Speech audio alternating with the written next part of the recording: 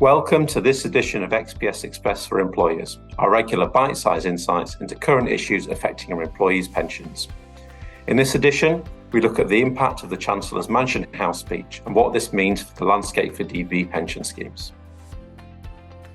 In his Mansion House speech on the 10th of July, the Chancellor announced a series of consultations to encourage pension scheme investment in UK growth, as well as aiming to increase returns for savers. These consultations will close on the 5th of September, with the outcomes expected to be announced in this year's autumn statement. The government is considering how DB scheme assets could be used more flexibly, whilst still protecting approved benefits. A permanent regulatory regime for super funds will be introduced, and new requirements around trustee skills and training are being considered. The policy intention outlined in the speech has created uncertainty over the new funding and investment strategy regime, so any actions being taken in light of that new regime should be reviewed once the outcomes of the Mansion House speech proposals are more clear. So what are the endgame options for DB schemes following the Mansion House speech that employers should be thinking about?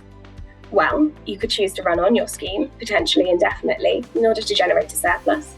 This surplus could be used to provide discretionary benefits, fund other schemes, or even be refunded to the employer.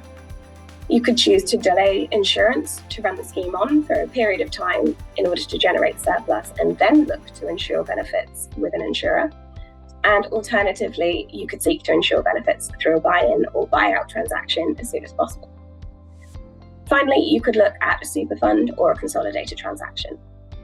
So to illustrate what running a scheme on might look like, on this chart, we've considered a scheme that's 95% funded against a buyout cost of 500 million.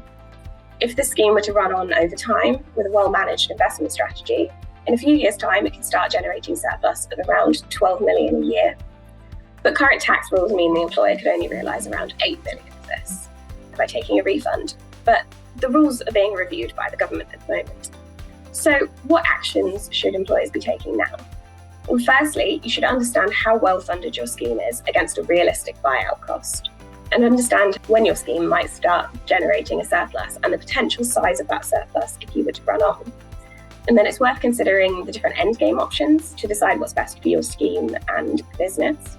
And finally, you should engage with your trustees on your preferred endgame option to ensure that interests are aligned.